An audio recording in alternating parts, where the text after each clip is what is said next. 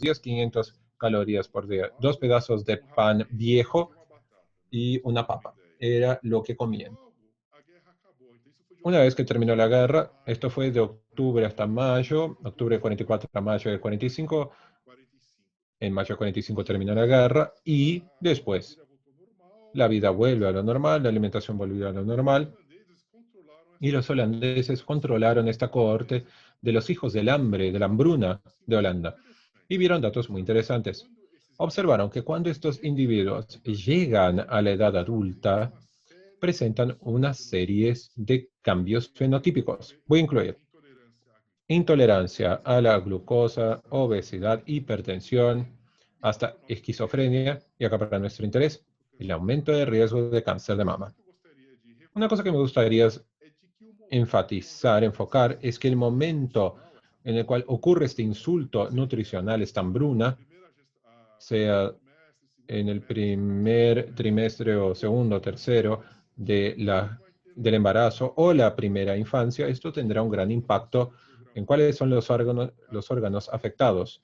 El ejemplo, la obesidad está relacionada con un hambre durante el medio y el fin del embarazo, mientras que el cáncer de mama está relacionado a una exposición al hambre durante la primera infancia. Por lo tanto, dice que los sistemas tienen un timing de desarrollo y dependiendo de cómo son afectados y cuándo son afectados, esto afecta el fenotipo en la edad adulta. Tomás, estos dos puntos que usted recalcó son muy interesantes. Tanto la exposición al estrol que usted mostró, que era muy común, esto de forma exógena en mujeres en el siglo XX, y tanto cuanto la falta de nutrición severa, como nos está mostrando en este episodio de la hambruna holandesa. Y me recordé ahora de bueno, yo leí este artículo hace un tiempo. No tiene nada que ver con oncología y medicina, pero es un profesor de MIT y habla mucho de la adquisición de lenguaje, en fin. Y él tiene una teoría que cuando el niño nace, es una analogía, lo que voy a hacer, nace con todos los switches abiertos, todos los gatillos abiertos, mientras tenemos los estímulos ambientales desde el útero de la madre, cerramos los switches o abrimos otros selectivamente de acuerdo con el estímulo. ¿Qué dice este investigador? Que un niño cuando se genera y nace puede hablar cualquier idioma porque tiene todos los switches abiertos y cuando nace y escucha un cierto idioma, cierra algunos switches para aprender mejor su idioma. Si hacemos una analogía aquí con la oncología, vamos a hacer una analogía que el feto puede tener varios switches abiertos mientras tenemos en la madre el estímulo de la hormona o la subnutrición o cualquier estímulo. Vamos seleccionando algunas presintonías, digamos, del sistema inmunológico. Y esto puede llevar a la vida del adulto y algunas consecuencias desde esquizofrenia, hipertensión, obesidad y así por demás el cáncer de mama también. ¿Qué le parece? Me parece muy interesante esta analogía. El Fonsky, un gran lingüista, impresionante. Como la plasticidad del cerebro, del cerebro del niño, eh, porque en tesis cuántos idiomas existen en el mundo y en potencial podemos aprender cualquier idioma. Pero cuando se cría sin idiomas, sin lenguaje, también tenemos un problema muy serio, claro. Yo puedo hacer una analogía de lo que Chomsky dijo y que usted menciona con el concepto de epigenética. El epigenoma es una entidad extremadamente plástica. Tiene switches, tiene gatillos, puertas. Y cuando tenemos el cigoto, tenemos la pluripotencia. Todo puede ser logrado. Y el epigenoma, hasta cuando tenemos la fecundación per se, el espermatozoide y el óvulo llega con medio genoma en un estado epigenético predeterminado. Y para que la vida sea posible, necesitamos hacer una desmetilación global, tanto del espermatozoide cuanto del óvulo, del huevo. Por lo tanto, nos damos cuenta que a partir de esto hacemos la inducción de programas epigenéticos que son estas definiciones del switch.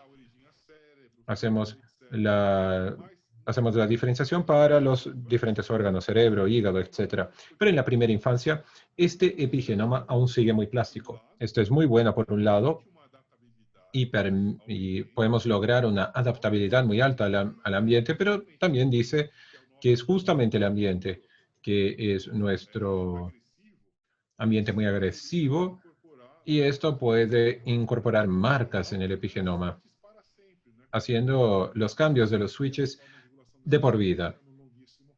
Y esto es una asociación génica a largo plazo. Yo me voy a recordar de esto y voy a intentar explorarlo un poco más. Es muy interesante, porque lo que usted dice, esta pluripotencialidad de la célula madre, que puede hacer lo que quiera, tenemos la receta en todas las células para ser un individuo, pero a causa de inhibición, metilación, no tenemos eso. Y esto puede ocurrir también con estos factores de agresión, tanto de restricción del alimento cuanto de poner sustancias externas, exógenas, que no hacen parte. Correcto, correcto, doctor Benedito. Muy bien, muy interesante. Muchas gracias por el insight. Yo estoy aprendiendo, no digo nada. Así, antes utilizábamos un término que tal vez sea un término muy reducido, que es el origen fetal del cáncer de mama. Entonces empezamos con la interacción de la madre con el feto, también es muy profunda, y madre, hijo, hija, durante la lactancia también es muy profunda. Tenemos, por lo tanto, una definición de identidad que afecta a todo. Pero sabemos el día de hoy que tenemos otras fases muy importantes, que la propia infancia es importante y la adolescencia también es muy importante. La niña, mientras está en la prepubertad, tiene una remodelación de la glándula mamaria que hace con que la célula sea muy plástica y susceptible al ataque carcinogénico. Por lo tanto, hoy no utilizamos más origen fetal. Hoy utilizamos el término origen de desarrollo del cáncer de mama. Y no consideramos solo la vida en el feto, pero también en su desarrollo. Los mecanismos propuestos, uno de ellos son los cambios en el desarrollo de la glándula mamaria, el segundo son los cambios genéticos y tercero, la desregulación de las células madre mamarias. Veamos la glándula mamaria, un órgano fantástico, tenemos una arquitectura muy compleja. Y cuando empezamos a estudiarla, cómo un órgano puede hacer la producción de leche, es algo muy interesante. Es un proceso muy complejo, la expresión génica que está previsto en nuestro genoma de mamífero. Y para que esto sea logrado, para la producción de leche, para que ocurra, necesitamos de la acción de una serie de células alveolares, células mioepiteliales, que se contraen en el ducto para mandar la leche para el mamilo. Esto demuestra que hay una complejidad celular de varios tipos.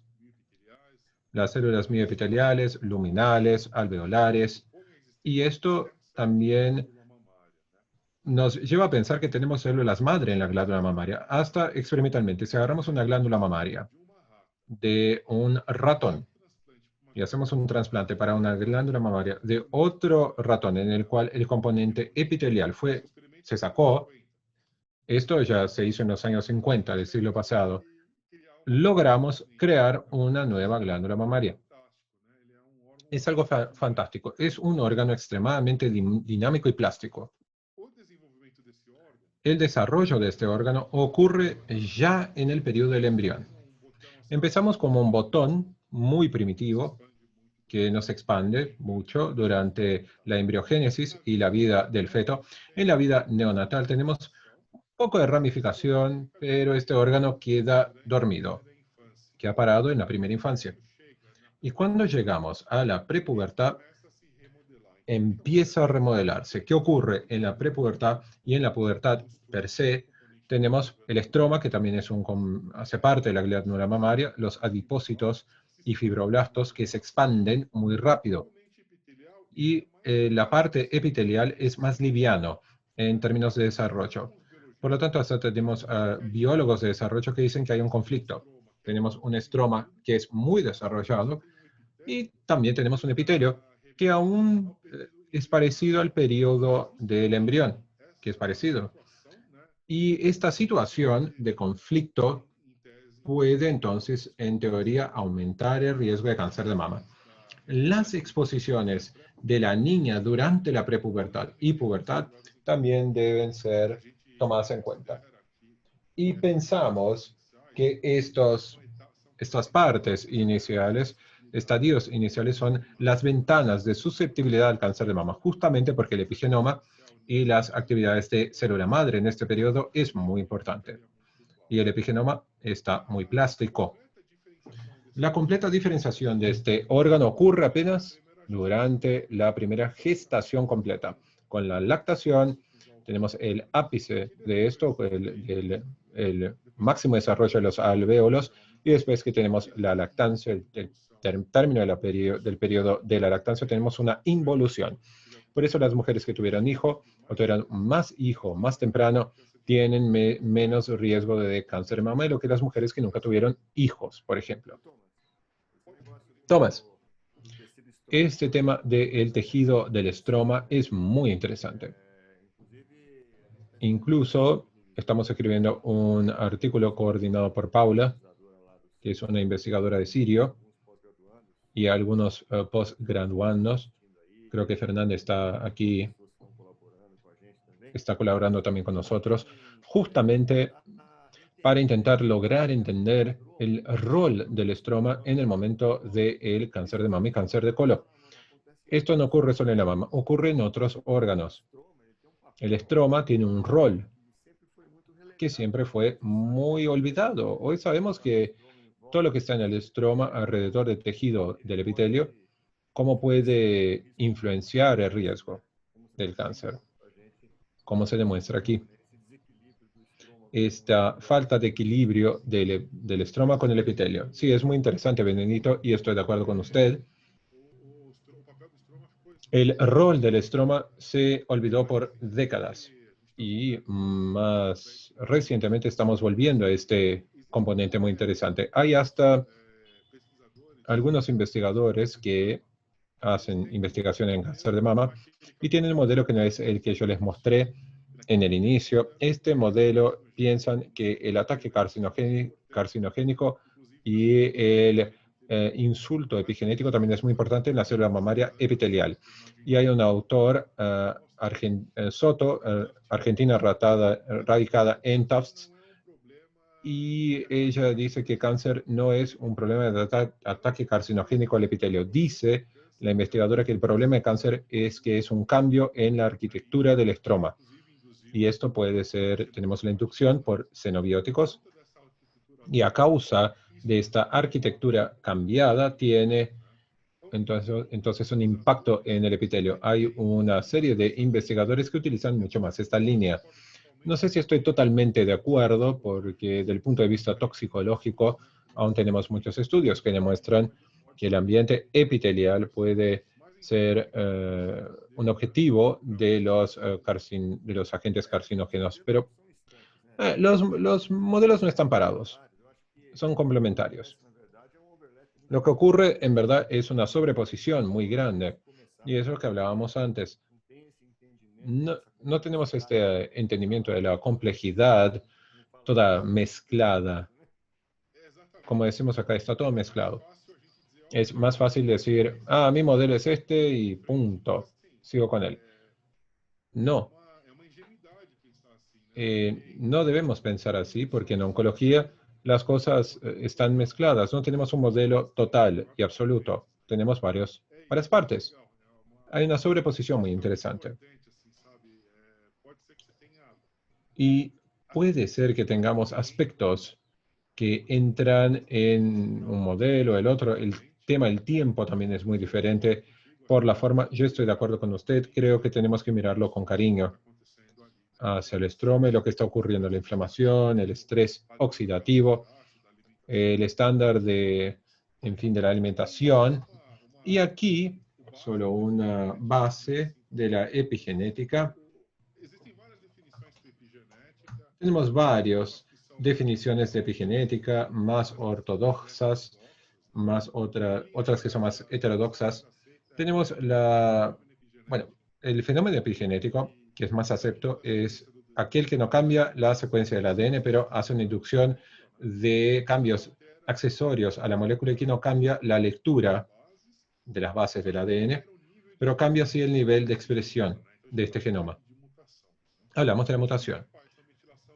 Los principales son la metilación del ADN en la citosina, las modificaciones post-translacionales de las histonas, algo que el ADN da vuelta alrededor de la histona, y más recientemente empezamos a considerar los microRNAs, que son las moléculas no codificadoras. Bueno, yo creo que tenemos una concepción un poco más amplia de epigenética y tenemos que pensar que cualquier componente molecular que logre trabajar con la arquitectura de la cromatina, una cromatina que es más, más apretada, tiene más silenciación y más relajada el opuesto.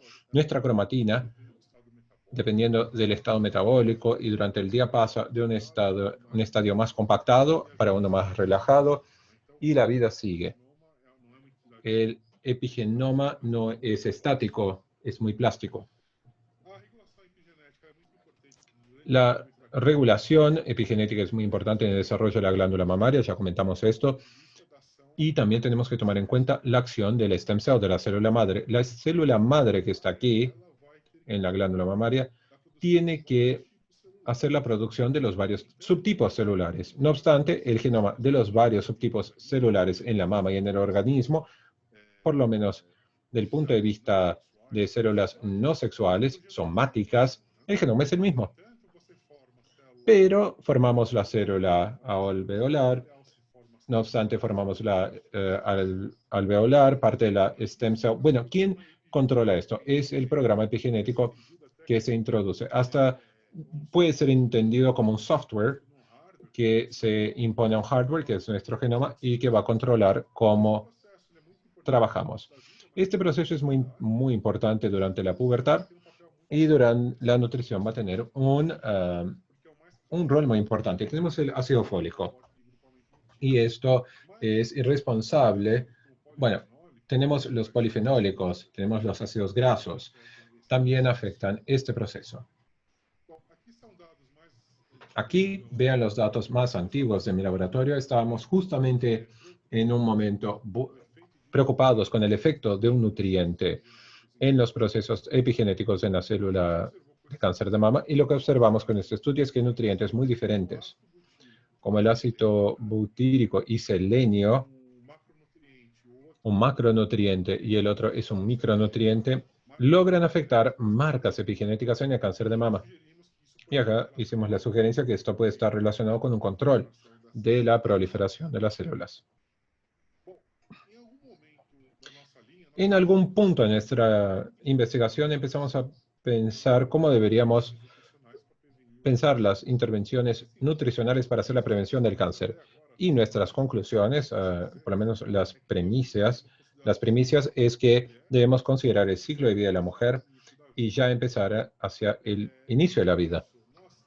Así, analizamos, bueno, pensando en el ciclo de vida, identificamos lo que serían las ventanas de susceptibilidad. Tenemos acá la preconcepción, la vida fetal, la neonatal, la infancia y la pubertad y la edad adulta. La acumulación de exposiciones al cabo de la vida va a afectar el riesgo, va a aumentar o disminuir el riesgo de cáncer de mama. La dieta es muy importante, va a afectar también la preconcepción. Aquí la dieta del padre también es muy importante en la preconcepción. Y en el caso de la dieta de la madre, podemos extender esto para la vida fetal y neonatal. Y también aquí necesitamos hacer la introducción de la dieta de la hija. Esta va a ser dependiente específicamente en la adolescencia y empieza a comer lo que quiere en la primera infancia y no es muy saludable por lo general.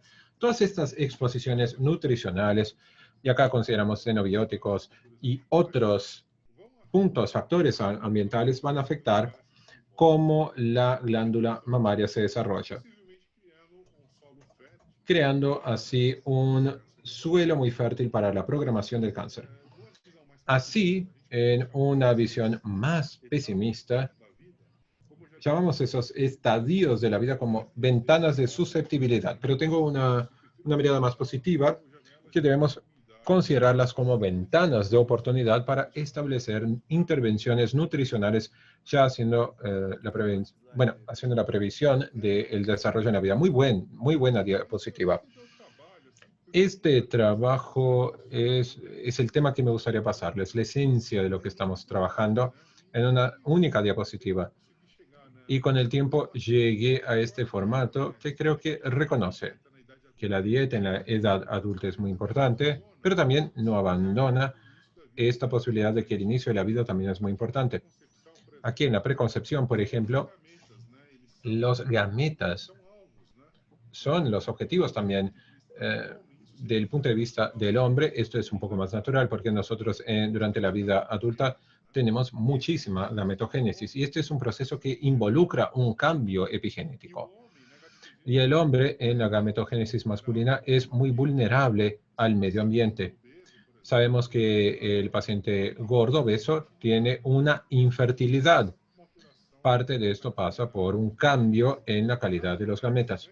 En las madres, antes pensábamos que el ovocito está ahí protegido contra todo, pero no, no es así. Hay estudios que demuestran que la mala nutrición de la mujer durante la preconcepción, apenas en esta fase, puede cambiar la calidad del huevo, del óvulo.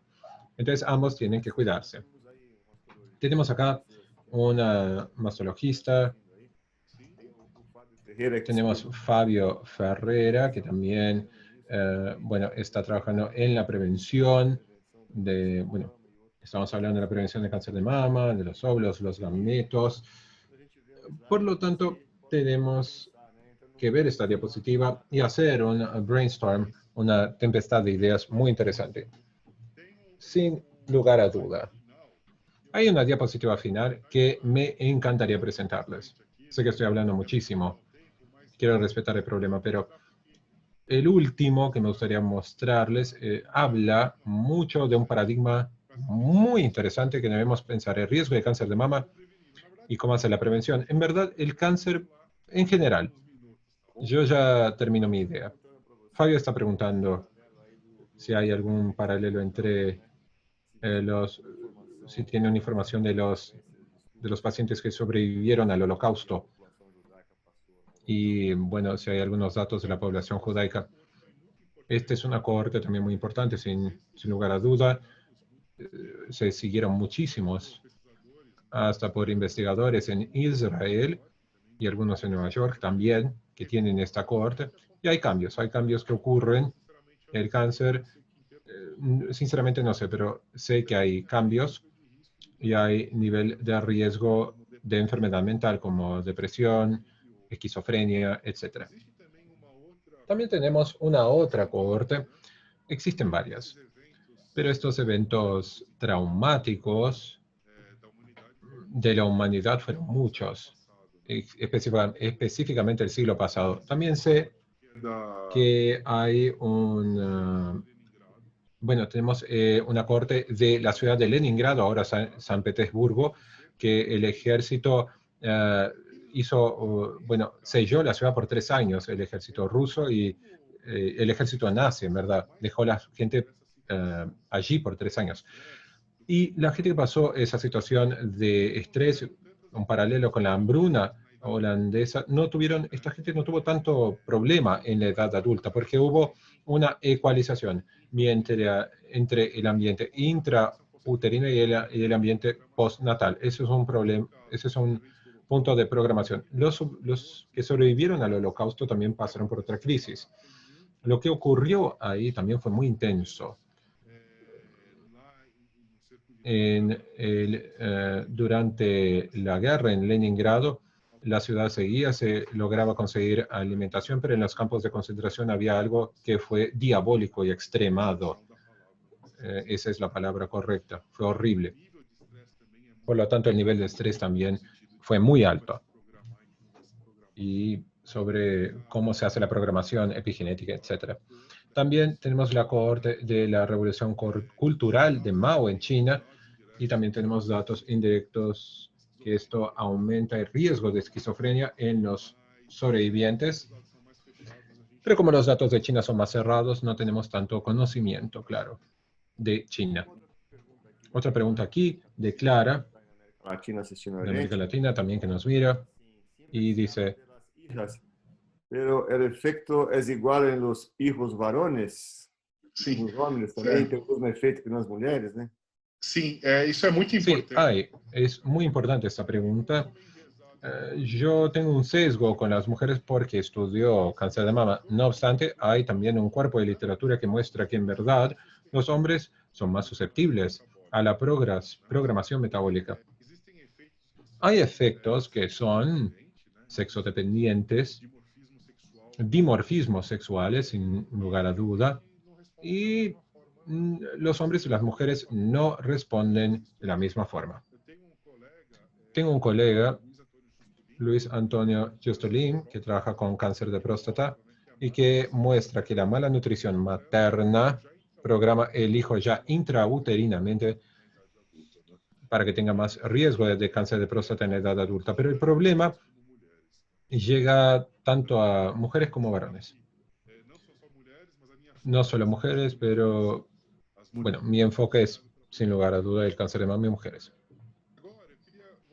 Ahora, me gustaría mostrarles un poco de los estudios que hicimos, estudios experimentales, y enfocamos primero en la gestación y buscamos atacar dos grandes problemas. Uno es la nutrición, bueno, la transición nutricional, que no ocurre también en Brasil, pero también en América Latina, por lo general, en que alimentos que eran tradicionales en las poblaciones, Brasil, por ejemplo, el arroz con porotos, dejan de ser, bueno, la gente no los come más, tenemos un país más urbanizado y de cierta forma tiene más riquezas, pero la gente empieza a comer productos industrializados, prontos, que son muy ricos tienen muchísima grasa, y tenemos un problema evidente en América Latina, que es la obesidad, el exceso de consumo de grasas, azúcar también. Por lo tanto, ¿cuál es el efecto de esto? Para la madre, durante la gestación, y también la suplementación con micronutrientes. Esto es algo que se ve en la clínica. La mujer que quiere quedar embarazada recibe un cóctel de vitaminas y muchas veces la concentración, la dosis de estas vitaminas o minerales es mucho más alta de lo que la recomendación dietética diaria. Esto tiene una implicación. Voy a mostrarles. Bueno, primero empiezo con la cuestión del exceso de consumo de grasas. Empíricamente esto es evidente. Y nos hicimos la pregunta, ¿cuál es el rol del consumo materno de la grasa animal para el riesgo de cáncer de mama? Vemos aquí en este estadio, tanto durante la vida fetal y neonatal. Bueno, hicimos un estudio para hacer una intervención en ratas, no solo en la preñez, pero también la etapa de lactancia. Un estudio de mi alumna, y le dio a las ratas, no tengo los datos totales, les dio una ración perilipídica solamente durante la gestación y también durante la gestación y post-lactación. Bueno, las ratas nacieron, hubo el desmame, llegaron a los 50 días de edad, sería la adolescencia, la edad joven adulta de estas ratas, y se empezó con un agente carcinogénico. Y Fabia llegó, bueno, acompañó a estos animales por 5 a 6 meses, iba al bioterio 3 veces por semana para hacer el registro de la aparición del primer tumor. Por lo tanto, lo más importante de este estudio que les voy a mostrar es la curva Kaplan-Meier. Es así en oncología muy importante y por lo general hablamos de supervivencia, pero aquí hablamos de la incidencia tumoral. 100% dos animais Aquí empezamos con el 100% de los animales no afectados por el cáncer de mama. Y a medida que pasa el tiempo, los tumores van registrándose. Aquí vemos lo que pasó en el grupo. Este modelo me muestra que en el modelo clásico es muy bueno para inducir los tumores de mama en estos animales. Tenemos el 100% de incidencia en este caso. A su vez, aquí vemos la curva de las hijas de madres del grupo de preñez y lactancia. Y aquí solamente las hijas de las madres de lactancia. Y aquí lo que vemos es que la hipótesis inicial que teníamos sobre el uso de grasa de chancho que prolongaría, digamos, ese periodo fue equivocado. O sea, si le damos una dieta hiperlipídica a ratas en la preñez o durante la lactancia, estamos protegiendo a las hijas contra el cáncer de mama. Otro punto importante es que si uno tiene este consumo hasta la lactancia, el efecto se pierde. O sea que el momento de la intervención es muy importante si lo fuéramos a traducir en intervenciones nutricionales. No recomiendo aquí que las gestantes y lactantes utilicen gran cantidad de grasa de chancho, claro, porque también hay algunos estudios que muestran que los ácidos grasos van a programar metabólicamente a los hijos, pero vemos que esto sirve para desafiar esa idea de que las grasas son todas iguales. O sea, de que necesariamente la grasa saturada sería negativa. En realidad, hoy no queda muy claro su rol. Hay varios estudios de epidemiología que muestran que existe un efecto neutral, o sea, no pasa nada, y otros que muestran que la grasa saturada puede proteger contra el cáncer de mama. Parece una idiosincrasia, pero bien, van apareciendo estos estudios. Aquí lo que podemos concluir es que debería haber sí un perfil más interesante de ácidos grasos en la dieta de una gestante. Dicho perfil debe ayudar a pensar en la cantidad de omega 3, una cantidad un poco más baja de omega 6, pero no se debe eliminar igual porque es esencial para el desarrollo. Omega 9 también es algo que falta bastante. Y recordemos que esta grasa tiene el 30% de omega 9, o sea que también es un dato interesante. Nos arriesgamos incluso a decir que debería haber un poco más, un cierto nivel de ácidos grasos saturados en esa grasa de cerdo. Tenemos que verificar cuál es la combinación entonces que llevaría a mejor salud metabólica y prevención del cáncer de mama en hijos e hijas. Ya hablé de estas conclusiones. Es importante tener entonces esta consideración del momento de intervención y también la calidad y el perfil de los ácidos grasos en la dieta.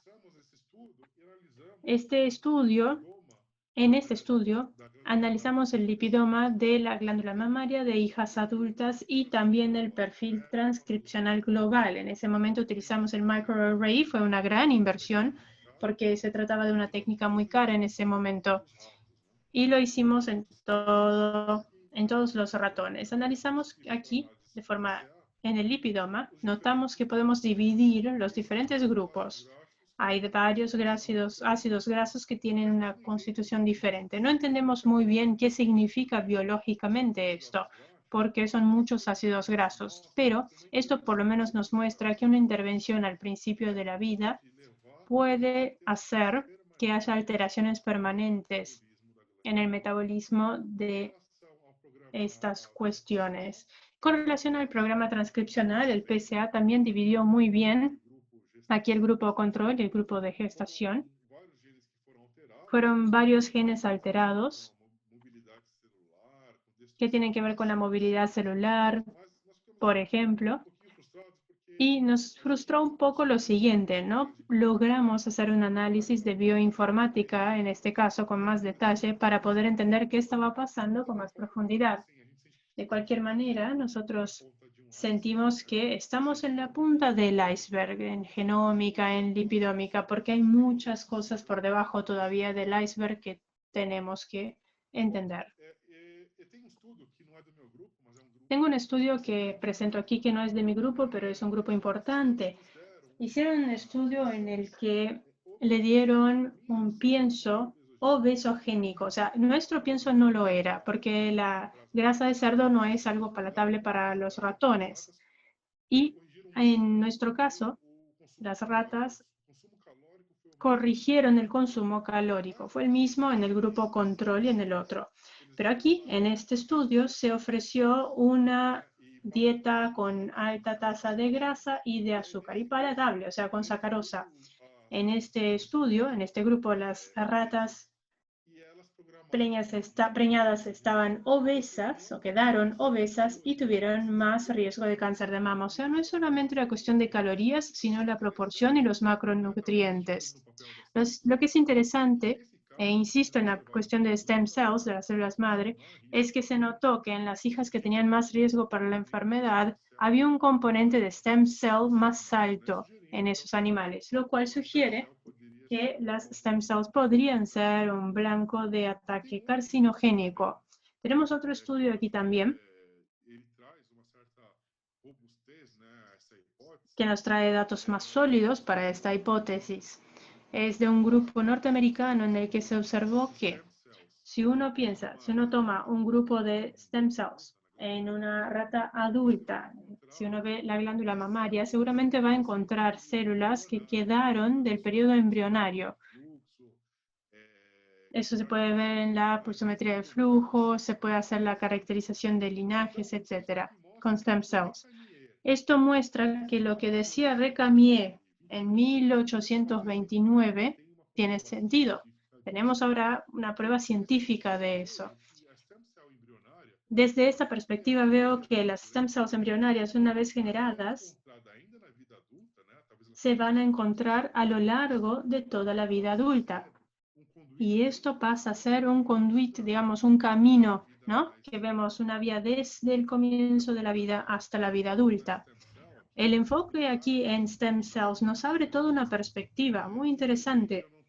Lamentablemente no tengo experticia con las stem cells. De hecho, si alguien que nos está viendo conoce más del tema, me encantaría hacer una alianza para hacer ese intercambio. Creo que es un área que nos podría añadir mucho conocimiento sobre esta cuestión.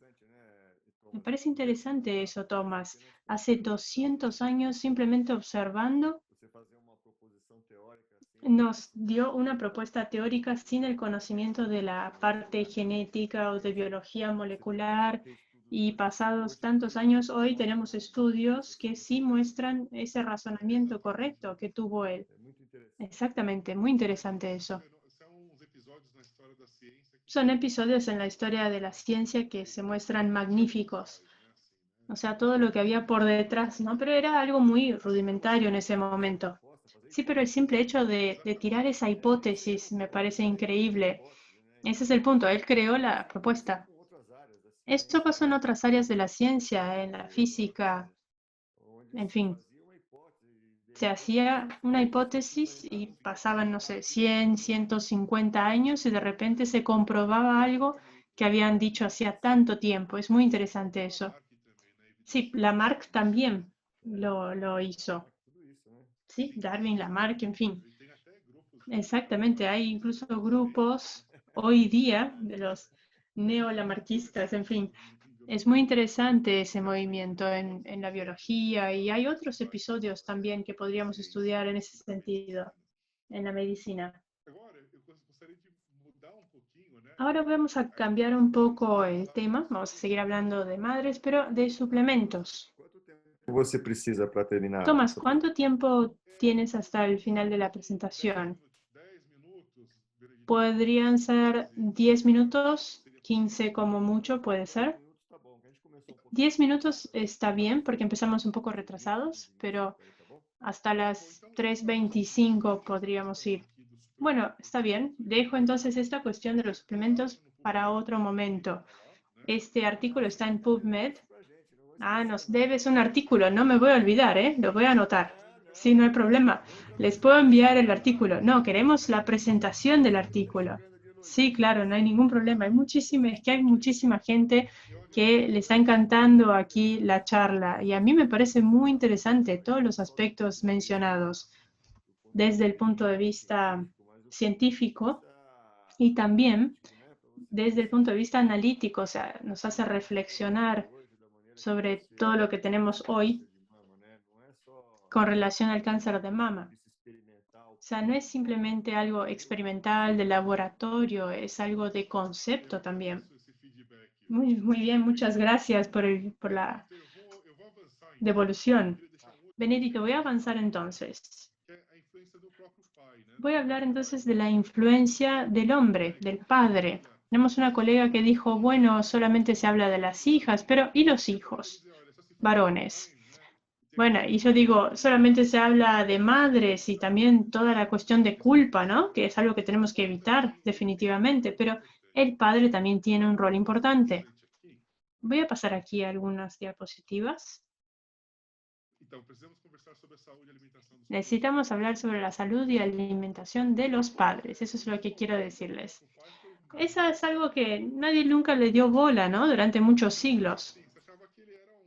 Me decía, no, es simplemente el proveedor de medio genoma de la semillita y ya está. Pero hoy sabemos que la condición bioquímica, metabólica, genética, epigenética con que llega el esperma en el momento de la concepción es fundamental para el desarrollo del embrión y para la salud de un varón o de una niña, no importa. En el 2010 empezamos a hablar más de esta posibilidad, aunque la parte de programación del feto y el desarrollo, aunque esta idea ya existía hacía muchos años, es un fenómeno más reciente. En el 2010 más o menos hubo como un revival, ¿no? Un rebrote de este interés. Y la pregunta era si el cáncer de mama también tendría que ver con la salud del padre. Empezamos a investigarlo en la literatura. Hace 10 años no había casi nada. Aquí un metaanálisis con datos bastante preliminares sobre edad, sobre el riesgo de cáncer de mama en las hijas. Y con eso empezamos a hacer algunos estudios para tratar de entenderlo, con el mismo modelo. Aquí tenemos un estudio que me gusta mucho personalmente. No fue el primero, fue el segundo que se publicó. Y aquí comparamos el efecto de dos intervenciones con high fat, con alta tasa de grasa. Una con grasa de cerdo y el otro con aceite de maíz, que se le daba a ratones machos durante la preconcepción. Después esos ratones hicieron el cruce con ratas que tenían un pienso control y las hijas nunca recibieron esa dieta high fat, de alto nivel de grasa. Solamente el pienso equilibrado. Aquí tenemos el dato más importante. Aquí también un Kaplan-Meier. Y lo que notamos es que en este caso las hijas de padres que recibieron grasa de cerdo durante la concepción tuvieron más riesgo de cáncer de mama en comparación con las hijas aquí del grupo control o de aceite de maíz. Estos son los primeros datos en la literatura que nos muestran que el padre tiene un rol importante, sí, en la programación de riesgo de cáncer de mama en las hijas. Algo que nos llamó la atención también es que la intervención con aceite de maíz durante la gestación, la preñez, tiene un efecto de protección contra el cáncer de mama en las hijas. Esto comparado con el grupo control, de hecho. O sea, si tenemos 60% de calorías de aceite de maíz, igual estamos protegiendo. En este caso, claro, no recomiendo que uno tenga una dieta con 60% de grasa de aceite de maíz en los padres, no es eso, pero los datos muestran que hay una combinación ideal de ácidos grasos que tal vez funcionen para padres y madres y no parecen ser la misma combinación. En términos clínicos, eso es algo que tenemos que ponerle atención. Y la dieta suele ser la misma, ¿no? Según la familia. Les voy a pasar rápidamente algunas diapositivas. Nosotros analizamos el estándar global de expresión de microARNs en el esperma de los padres y en las glándulas mamarias de las hijas. Y es interesante porque uno cambia la expresión del esperma, o sea que es algo muy plástico. Y eso tiene una repercusión en la glándula mamaria de las hijas. Hubo una serie de microRNAs que tenían una expresión alterada. No recuerdo ahora sus nombres, pero lo que le puedo decir a ustedes es que un proceso que tenían como blanco aquí y que mostró el análisis proteico es que el proceso de transición del mesénquima estaba muy activado en estos animales adultos. Y eso es un problema con relación al cáncer de mama, porque si empezamos en epitelio y mesénquima es algo que uno quisiera tener en embriogénesis, pero no en la vida adulta. Para concluir, también tengo algunos estudios más, pero voy a saltar aquí a la parte más directa. Vean aquí el modelo que veo como tal vez uno de los modelos más lúcidos para pensar en la prevención del cáncer. Sería el Life Course Approach to Cancer Prevention, o sea, un enfoque de toda la vida para prevención de cáncer. Esto es de Y.E. Solomons, de hace algunos años ya, y consideran que el riesgo tiene que pensarse en la vida de un hombre y de una mujer, en toda la vida, especialmente considerando los ciclos de vida. Aquí tenemos la edad en el eje X aquí, y tenemos también el riesgo de desarrollar cáncer de mama, o mejor dicho, cáncer de manera general. Aquí tenemos las diferentes fases de la vida, entonces como feto, infancia, adolescencia, vida adulta, etc. Cuando nacemos no tenemos un 0% de riesgo de cáncer, no, hay un riesgo que es bajo, pero que ha sido modulado ya por las posiciones en la vida fetal, en la infancia inicial, etc. Uno empieza entonces a cambiar la curva, a inclinarse en esa curva. Si uno pasa un límite, sobrepasa un límite, puede llegar a desarrollar el tumor. Después, a lo largo de la vida, uno va teniendo otros factores, se van acumulando otros factores de riesgo y todo eso se junta. Y llega un momento, especialmente en una edad más avanzada, que uno, digamos, supera el límite. Con tanta exposición, con tantos factores, uno supera el límite y tiene el desarrollo del fenotipo tumoral. ¿Qué implica este riesgo? Tenemos un aspecto genómico.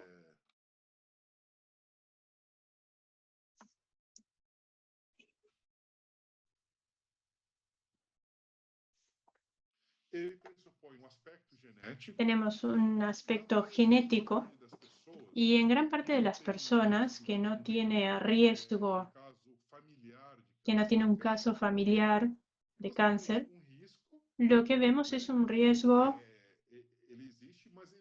que sí existe, pero no es tan importante como el medio ambiente, digamos. No se modifica a lo largo de la vida. Pero si estamos hablando, no sé, de Angelina Jolie, porque tiene una mutación en BRCA1 que tiene alta penetrancia, en ese caso tenemos un riesgo genético que es mucho más alto. En el flujo frecuente de las cosas, lo que pasa es, pensando aquí en un punto de equilibrio, lo que pasa es que hay una interacción entre el ambiente, el genoma y el epigenoma. Creo que es importante mencionarlo. Si pudiéramos tener la libertad de actualizar este modelo de los profesores Wowy y Solomons, diríamos que es importante lo siguiente.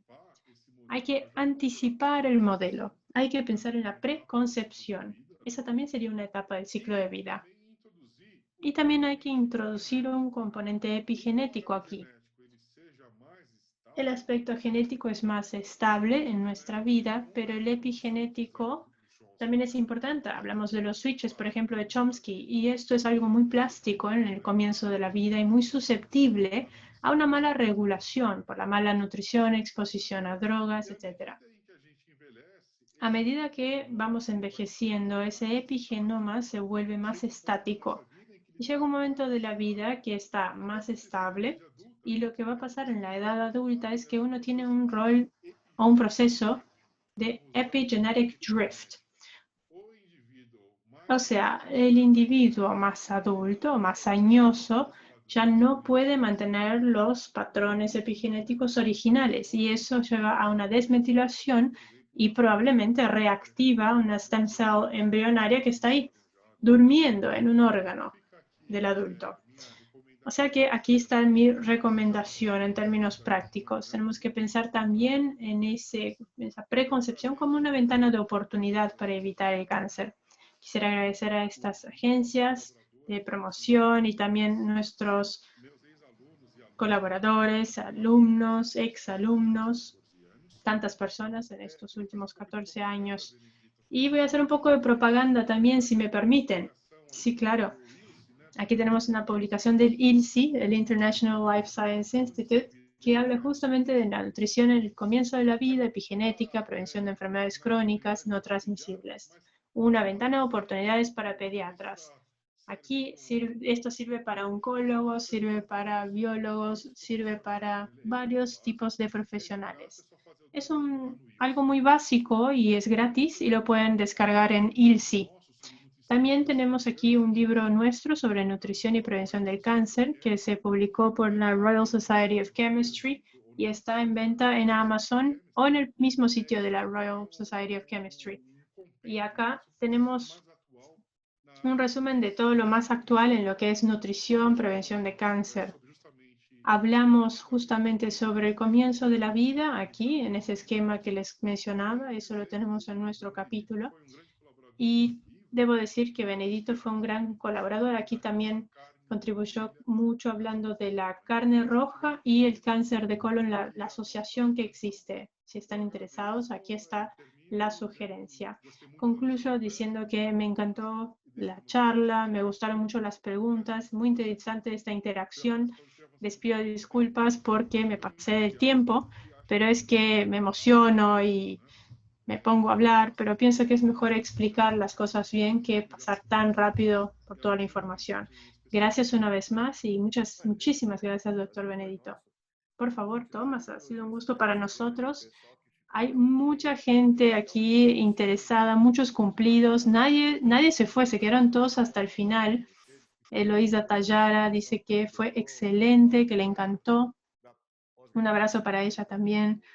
La gente del posgrado de Sirio, hay varios alumnos de posgrado aquí que están viendo. Milena de la USP Ribeirão Preto, hay un grupo enorme de personas, muchísima gente agradeciendo. Ha sido excelente el nivel de esta clase y estoy totalmente de acuerdo. Necesitamos hablar con tranquilidad, no pasar tan rápido por la información. Claro que necesitamos tiempo, le agradezco también a los traductores que pasado el tiempo se quedaron. Muchas gracias por la disponibilidad. Y quiero agradecerle a los participantes y a Tomás, pero vamos a tener que tener otro día más de reunión, ¿no? Sí, sí, claro. Vamos a elegir algún tema que por ahí no tuvimos tiempo de profundizar hoy y elegimos alguna fecha seguramente. Estas reuniones las hacemos cada 15 días más o menos y así volvemos a discutir, pues un tema muy interesante. Quisiera agradecerles por su disponibilidad. Gracias, doctor Tomás, por compartir todo este conocimiento tan interesante sobre nutrición, con bioquímica, y todo integrado con la práctica clínica. Realmente todo se mezcla y para nosotros eso es excelente porque más y más la gente sabe más de menos, ¿verdad? No podemos dejar a un lado esa idea, esa visión holística del contexto, porque por ahí uno se acerca tanto a un objeto que no ve el todo, ¿verdad? Por ahí uno no siquiera ve el objeto entero, dependiendo de la perspectiva. Sí, Benedito, hay una frase que dice Simone Weil, que dice: la puerta del faro es lo que marca la sombra. Eso me parece interesante, pensando en la perspectiva, ¿no? La ciencia es muy importante, pero hay que verticalizarla. Pero haciendo eso no podemos perder la perspectiva del contexto. Perfecto, Tomás. Muchísimas gracias una vez más. Gracias a todos los que han participado. Va a quedar grabada la reunión si lo quieren ver más adelante. Un gran abrazo a todos. Hasta luego. Saludos.